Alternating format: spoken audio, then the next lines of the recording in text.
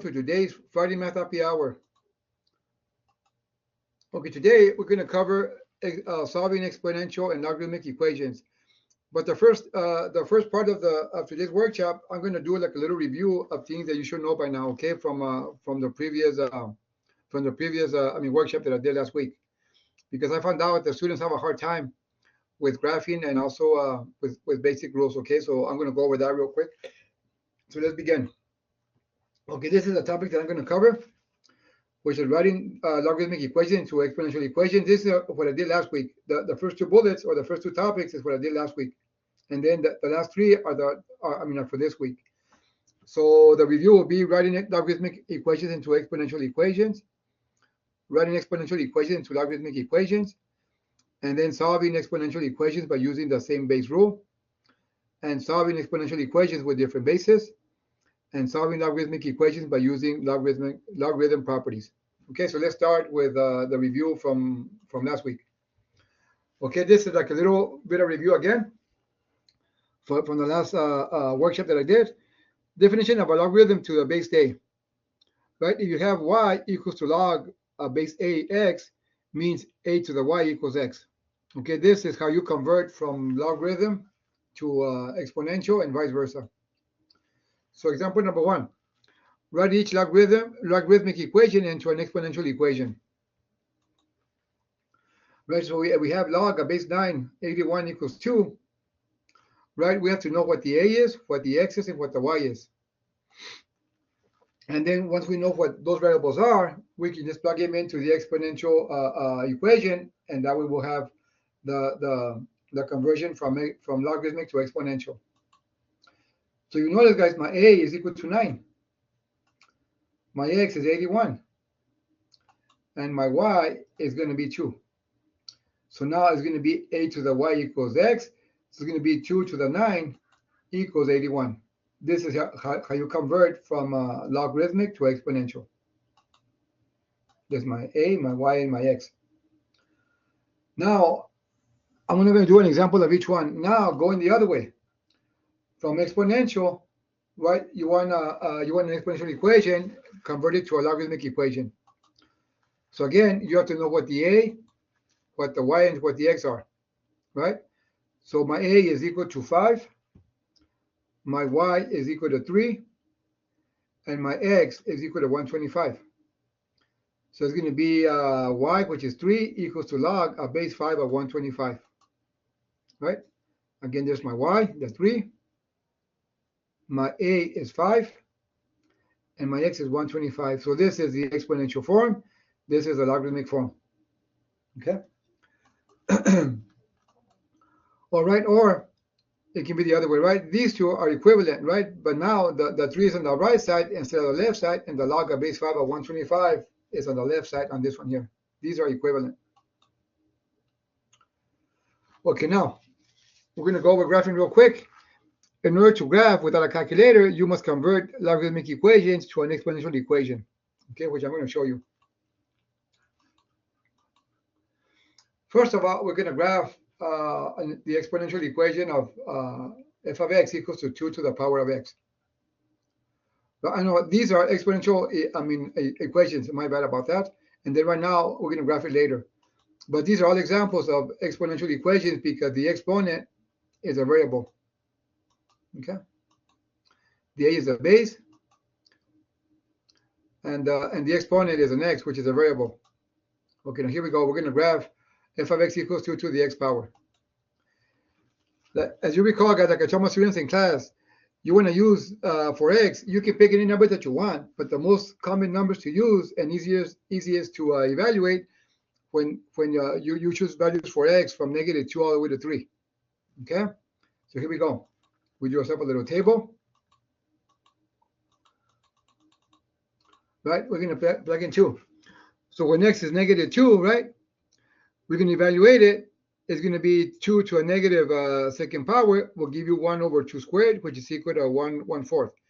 You can go straight from here to here, guys, if you plug in the calculator, because you already earned the right to use a calculator. In this course, 1324, you're able to use a graphing calculator or a scientific calculator. But here I applied the rule just in case you don't have a calculator, right? This is a rule. to make an exponent from negative to positive, you do the reciprocal and make it positive, or you send it to the bottom as a denominator and you make it positive. Okay, so when x is negative 2, y is 1/4. You see when it's negative 1, right? To make it positive, it's going to be 1 over 2 to the first power, which is equal to 1/2. So when x is negative 1, my y value is 1/2. Right, now we plug in 0. So 2 to the 0 power is going to give you 1. So when x is 0, my y is 1. Now when x is 1, right, 2 to the first power will just give you 2.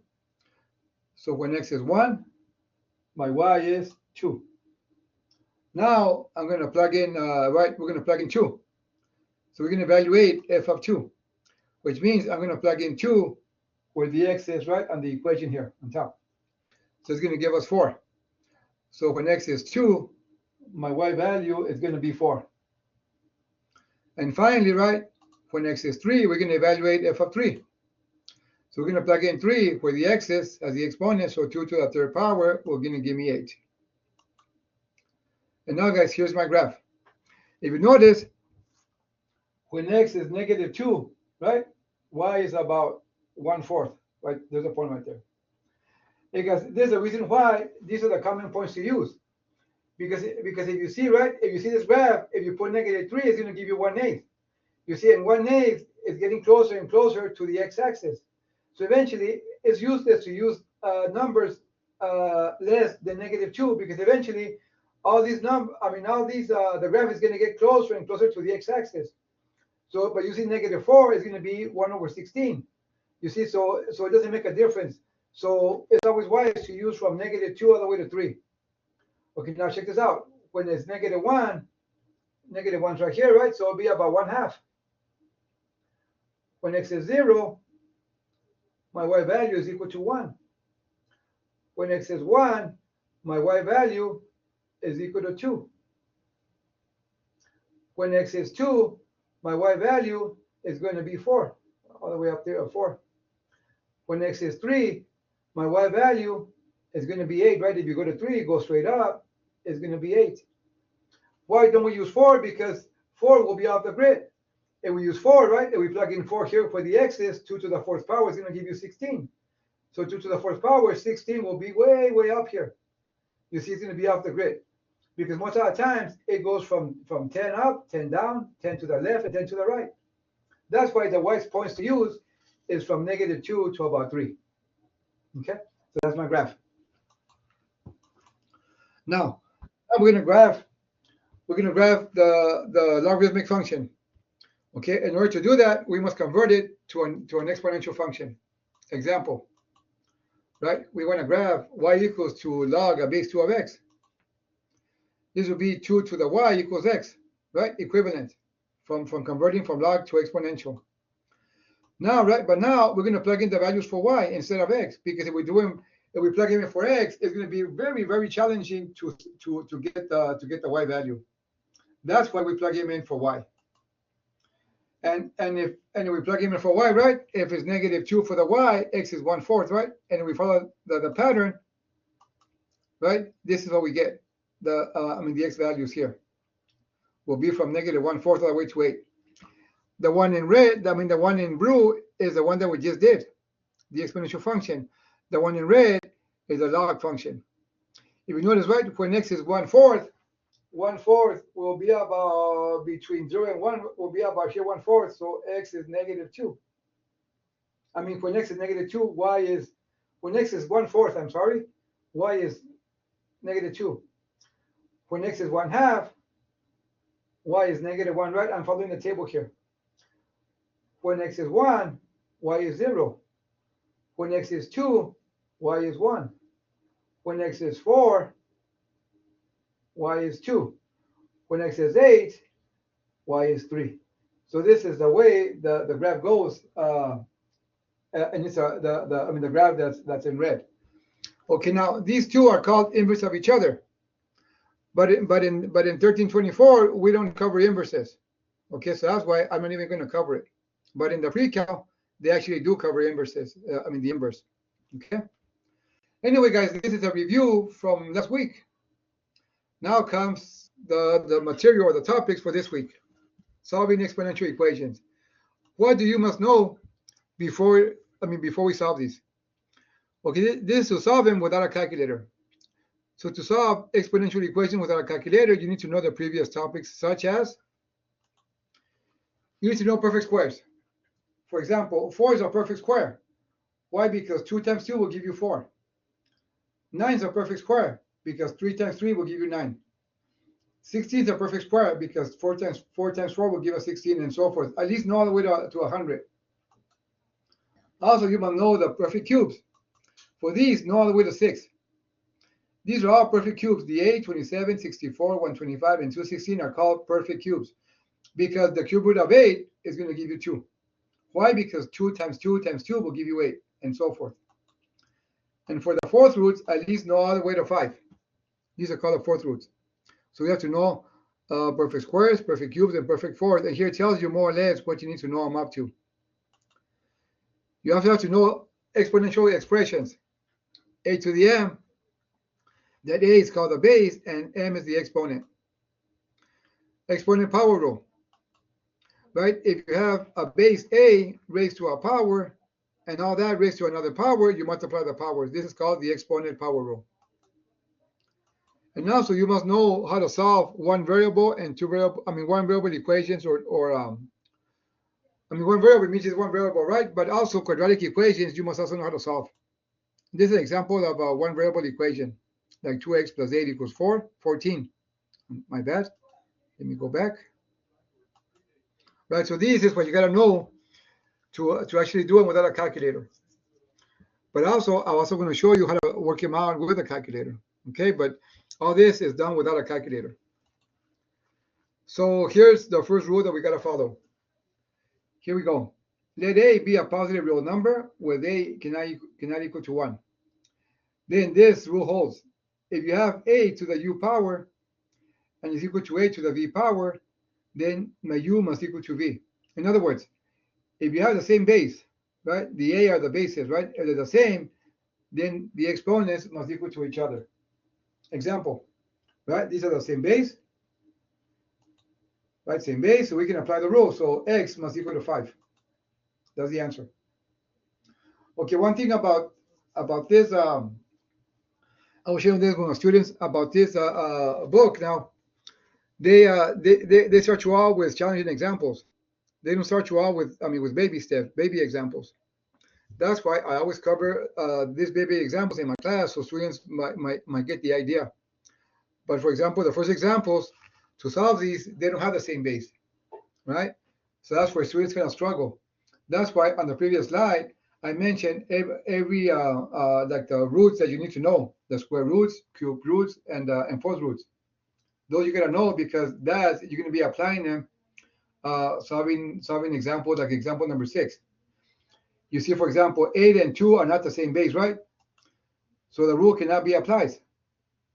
So then we have to convert, right? We should know from the cube roots that 2 cubed is equal to 8. So then I'm going to substitute 2 to the third power for the 8. Right? Now, on the left side, I'm going to apply the exponent power rule. Okay, which means when you have a power to a power, you multiply the power. So this becomes 2 to the 3x equals 2 to the 5th power. Now you got the same base, right? Now there's the same base, so the rule can be applied. What does that mean? So we let the exponents equal to each other. Right? We divide both sides by 3. So x equals to 5 over 3. That's my solution. But the good thing about mathematics, guys, is that you can always check your work. Okay? How can we check it? We go back to the original problem, right? We're going to plug in 5/3 for the x's. Right? This is going to give you 32 on the left side and 32 on the right side. Okay, so I know these are true. So that's my solution. Okay, now here's how you apply it without the calculator. And this rule, if you're taking the next math course, which is a 1325, you have to know I mean, a whole bunch of rules. But if this is your last math class, well, I just hope you guys pass the class and get on to your careers. Okay, but like I always like to share with my class is that math is everywhere. Even without even thinking about it, we use math on a daily basis. Okay, but anyway, here's where you apply the rule, right? If you have the base a to the power of m over n, the n is called the index, and the m is called the exponent, right? So we can these two rules are the same ones.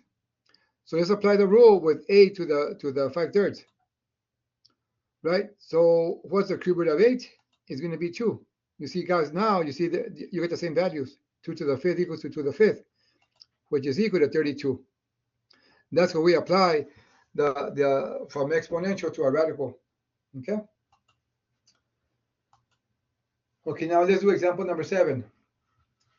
You have 9 to the x power equals to 27. So let's see if 9 say to the second power gives me 27. You see it doesn't, right? So 9 squared equals to 81. That means that both bases must be lowered. So what base do the 9 and the 27 share? That's where the rules come in, right? For example, 3 squared is going to be 9, and 3 cubed is going to be 27. Now they share the same base. So I'm going to substitute 3 squared where the 9 is, and 3 cubed where the 27 is. Right now, I'm going to apply the exponent power rule. Right, when you have a power to a power, we multiply the powers. So on the left side, will give me 3 to the 2x. On the right side, will give me 3 to the third power. Now they have the same base, so now we can apply the rule, which means we let the exponents equal to each other. We divide both sides by 2. So x equals to 3 over 2. Right, again, you can always check.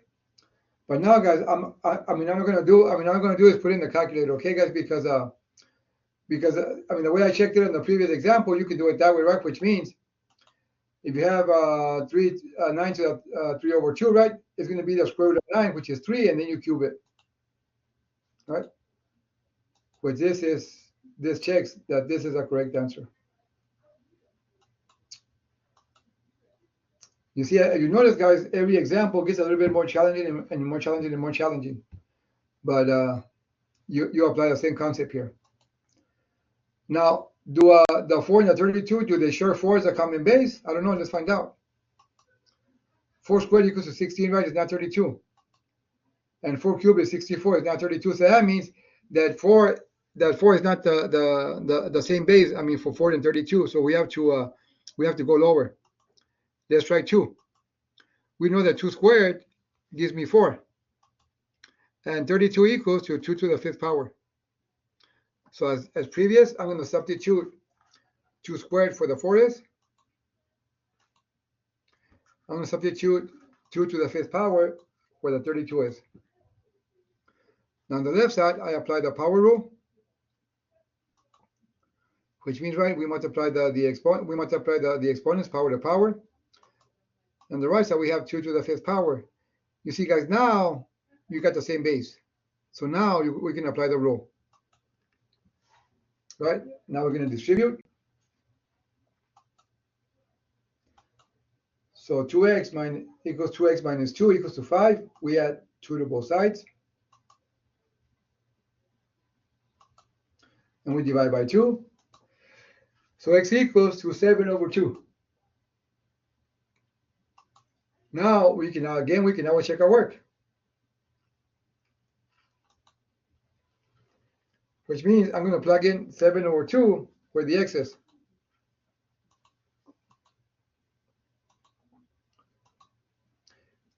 Seven halves minus 1 is equal to 5 over 2. Now, if you put that in the calculator, guys, it's going to give you 32. So I know 7 over 2 is my answer.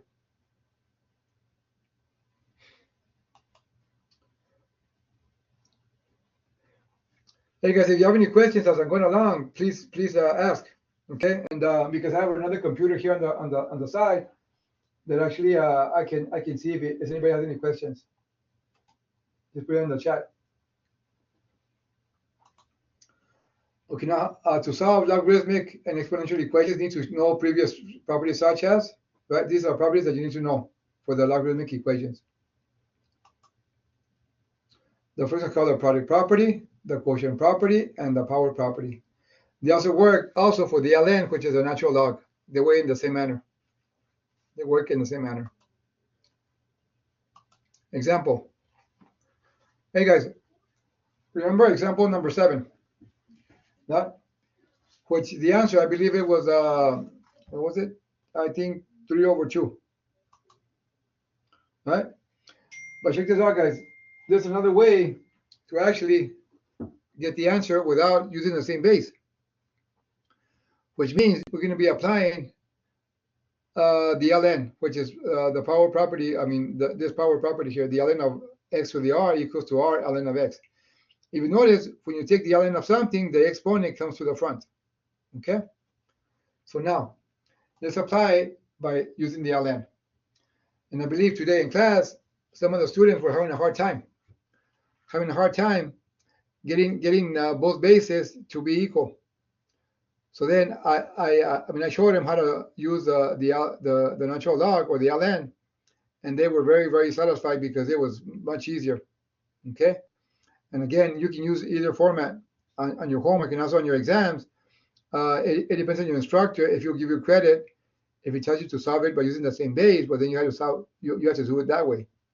But if they don't give you any specific instructions how to solve it, here's another way you can solve this type of problem. So, right, so here we have 9 to the x equals 27. So I'm going to take the ln of both sides. Bring down the exponent by taking the ln of both sides. Okay. Hey guys, and your ln in the graphing calculator and the TI-84 calculator, it's in the first column. It's going to be 1, 2, 3, 4, 5, 6. It's the 8th key where it says ln. That's a key that you press. Okay. Now the exponent, right? By applying the rule, the exponent goes to the front.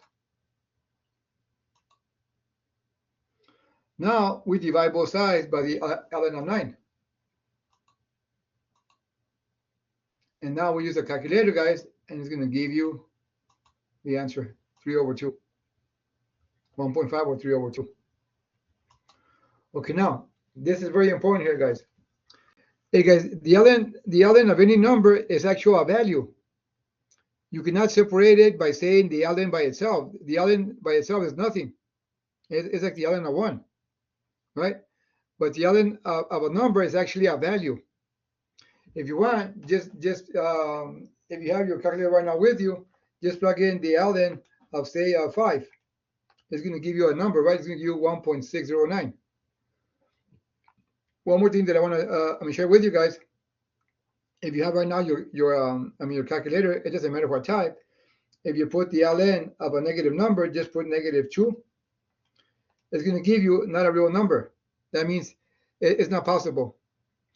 If you plug in the ln of 0, it's going to give you the same result. It says error domain. So what does that mean? That your ln, the natural logs or the logarithms, cannot be negative nor 0. They have to be more than 0. That's why the domain for every logarithm or a natural log has to be more than 0. Okay? And that's crucial, and that's what I'm going to show you on the next examples when we get a negative answer. So here's the rule, guys, that I was talking about. It says let u and r are real numbers.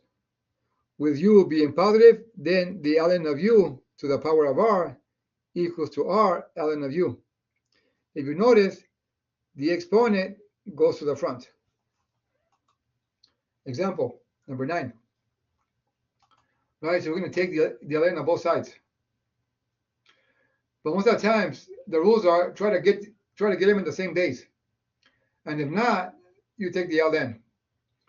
But like I mentioned earlier, if you're struggling with getting the same base, well, just take the ln of both sides. Okay? Like I'm going to do here in this example. Now by rule, the exponent goes to the front. Now we divide both sides by ln of 5. Then you put in the calculator. You should get something like, at times, they want you to round it off to 4 places, 3 places. It all depends on the mind math. I think on the mind math, they want you to round it off to 4 places. Okay, but so in this case, the answer approximately will be 1.2920. Okay, now how can we check our work here also? We plug in 1.2920 into the x. You see, guys, it's going to give you something like real close to 8. Right? Because 7.99996 rounds off to 8. Why is it a little bit short? Because we rounded off here. That's why. The more places that you leave it, say that you round off to a nearest to 6 places, is going to be more accurate, right? Because this never ends. It'll be 1.29 something. It never ends. But again, I think my math lab wants you to round off to 4 places. That's why this is your solution. Now, this is example 10. If you have we're applying the same rule. If you have 3 to the power of x plus 4 equals to 5 to the power of x minus 3, right? How can we solve for x? At times, I believe my math lab and also the instructors, they want you to give the exact answer. What does that mean, the exact answer? That before you put it into the calculator, you have to put it in terms of ln. It's going to be x equals to something ln, okay? Here's what I'm talking about. Right, so we're going to bring down the exponent by taking the ln on both sides. So by rule, the exponent goes to the front. But the x plus 4, we have to put it with parentheses because the x plus 4 is the entire exponent on the left side, and the x minus 3 is also the entire exponent on the right side. Now I'm going to distribute. For example, ln of 3 times x will give you x ln of 3. Ln of 3 times 4 will give you 4 ln of 3. On the right side, ln of 5 times x will give you x ln of 5. And ln of 5 times negative 3 will give you negative 3 ln of 5. Okay, now guys, every term that doesn't have, every term that has an x, you try to send it to the right side. Okay? And every term that doesn't have an x, you send it to the left. Every term that has an x, we send it to the right side.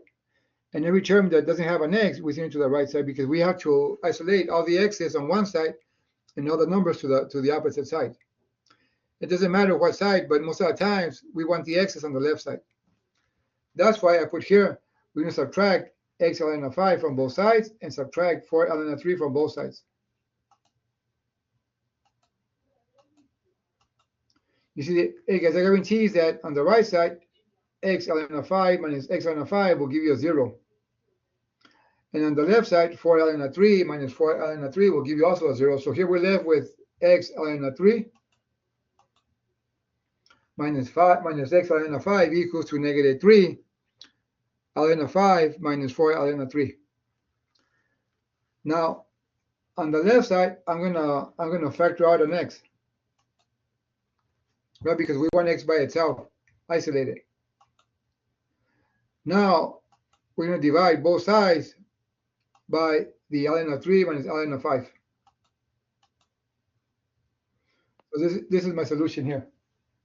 Okay, my solution will be negative 3 ln of 5 minus 4 ln of 3 divided by ln of 3 minus ln of 5. That's the exact solution, the exact answer without rounding off. Now I believe on your homework they want you to find the exact answer, which we just did, and then they want you to round it off, I think, to the 4 places. So all you do is use your calculator, and the answer will be 18.0546. That's your answer.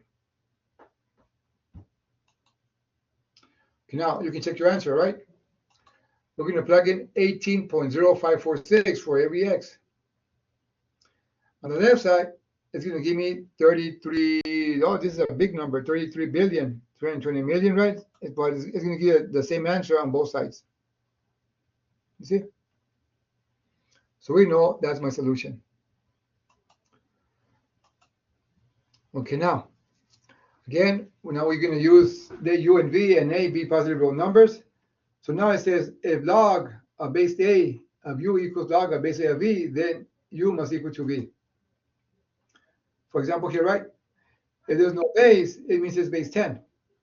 Right, so we have log of base 10x equals to log of base 10, 3x minus 6.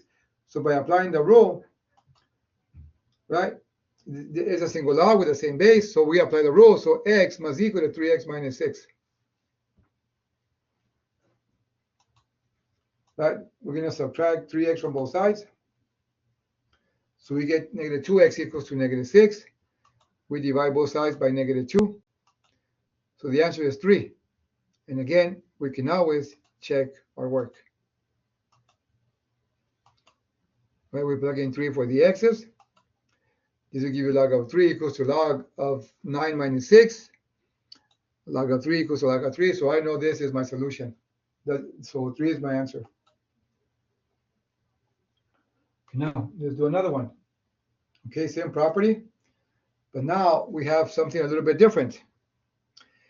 Because if you notice, right?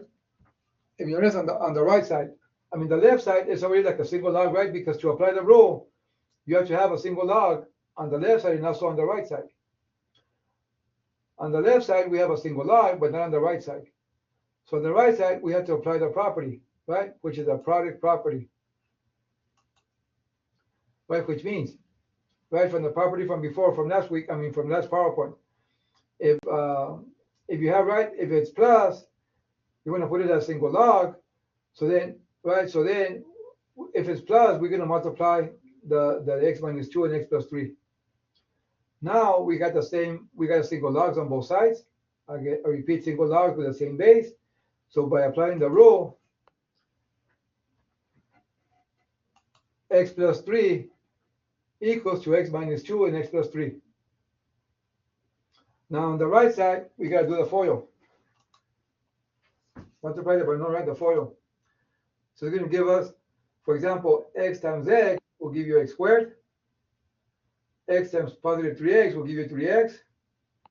Negative 2 times x will give you negative 2x. And negative 2 times positive 3 will give you negative 6. Now we can combine the 3x and the 2x, right? It's going to give us x plus 3 on the left side and x squared plus x minus 6 on the right side. When we have something squared, right, something to a second power, we send all the terms on the left side where the power square is. So we're going to subtract x, right, x and minus x minus 3 on both sides. This way, it guarantees me to give me a 0 on the left side. On the right side will give us x squared minus 9. Now, we need to factor x squared minus 9. So x squared minus 9 is the same thing as x minus 3x plus 3. So we let both of those equal to 0. Right, so on the left side, we have x minus 3 equals 0, and x plus 3 equals 0. So the answer will be x equals to 3, and x equals to negative 3. Right, these are my two solutions. Now let's check the work. Okay. Hey guys, remember that I said to put a negative log of negative something on your calculator or the LN? Remember guys, so it means that the logs cannot be negative, right? Now let's first use the negative 3. If we plug in negative 3 for all the x's, right? This will give us 0, and 0 is not defined. Neither is negative 5. Right, so that means that negative 3 cannot be the answer because it's not defined. Okay, now let's test the 3. So again, negative 3 is not a solution. Now let's test the positive 3. Right, we're going to plug in 3 for every x. So we get log of 6 equals to log of 1 plus log of 6. Now here, guys, on the right side, we can plug in the calculator, guys, or we can simplify. Right? Log of 1 is equal to 0. And you put that in the calculator, guys, it's going to give you 0. So then we got log of 6 equals to log of 6. So I know 3 is my solution.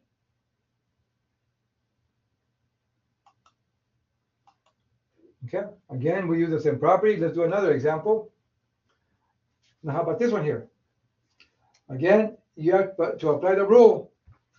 The left side and the right side must be as a single log. The left side's okay, but the right side is not okay. Because in this case, we're going to apply the quotient rule. Because when it's minus, we're going to apply the quotient rule. Right?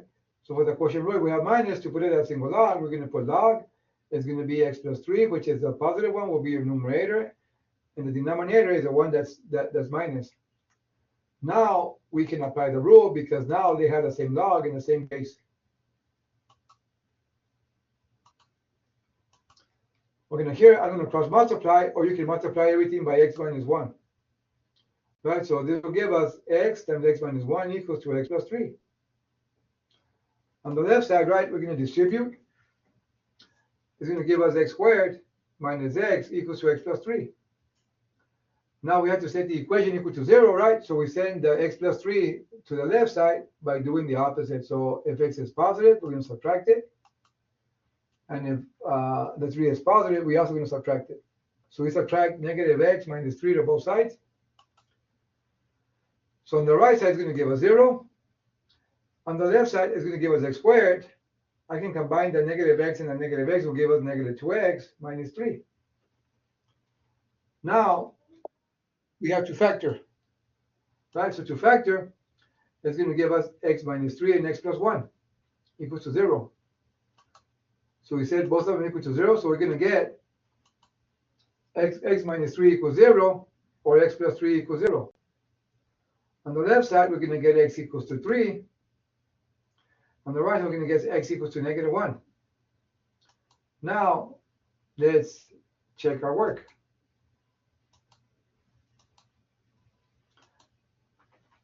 Okay, now, if we plug in negative 1, right, for every x, you see this is going to give us negative 1. And this on the right side will give us negative 2. So the logs cannot be negative, so negative 1 will not work. Okay. That means that negative 1 is not a solution.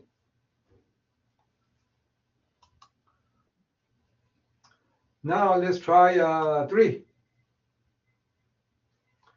Let's plug in 3 for every x. Right, so on the left side we have log of 3. On the right side we have log of 2 minus log of 6 minus log of 2. Right, we can use a calculator, guys, or we can do it by hand. Right, on the right side, right, we can put them as a single log, right? So it's going to be log, but it's the product log of 6 divided by log of 6 divided by 2, which will give us the same thing as the left side.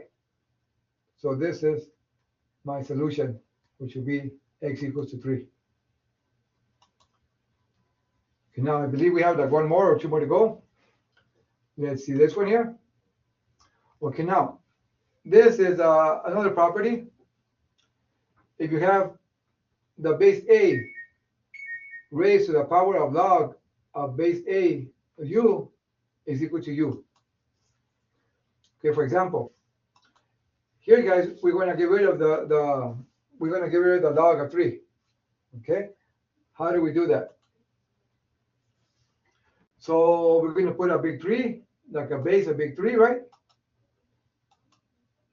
And the log of base 3 of x minus 2 will be your exponent, right? So that way we can apply the rule here. What we do to the left, we also do to the right.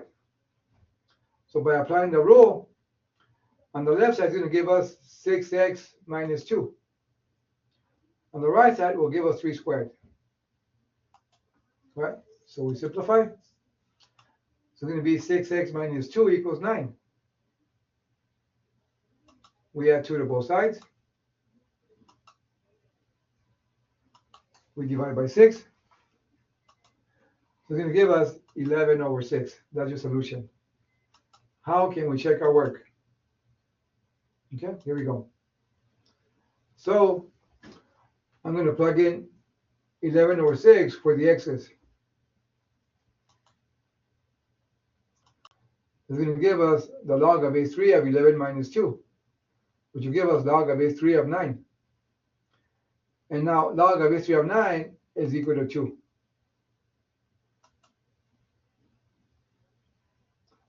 That's what we find. That's what we know. That's my solution, guys. I believe that's it for today's PowerPoint. I apologize that it's a little bit short. It's because I got to learn to talk a little bit slower, because I know that's one of my weaknesses as an instructor, that I talk too fast. And at times I tell my students, hey guys, if I'm talking too fast, just let me know so I can slow down. Because when it comes to math, I just love math. I mean, I love math so much that I get carried away. I get excited when it comes to math. And okay, but anyway, guys, I hope you enjoy this PowerPoint, and hopefully it'll be useful for your homework and for the upcoming exam. Thank you, guys. If you have any questions, perhaps I can answer some of the questions. But let me go back. Let me go back to your host. That way she can do what she has to do, right, to end this workshop. Thank you, Thank you, guys. Mr. Sassy. Thank you, sir. If anybody has any questions, feel free to raise your hand or to turn on your mic, and then you can also ask Mr. Sassy. So before you guys leave, we want to remind you guys of the previously recorded sessions, which are available on a YouTube playlist. This session will be available on that playlist later today, and I did send the link for that. Also linked was a short survey to help us improve our TVE session. So if you guys can please take a few minutes to fill out that survey. And before you leave, I want to share the TVE sessions that we will have next. So at 1 p.m. today, we will have a presentation from the El Paso Children's Garden. And we will be back with Happy Math Hour next week at 11 a.m., where Math 1314 will cover finding zeros of polynomial functions, and Math 1324 will cover simple compound interest annuities. Our 1 p.m. session next week will be a presentation on the STEM student resource page. Thank you all for coming in today. We hope you all have a lovely weekend. And again, if you guys have any questions, feel free to use the chat box or your mic. We hope to see everyone again for Happy Math Hour.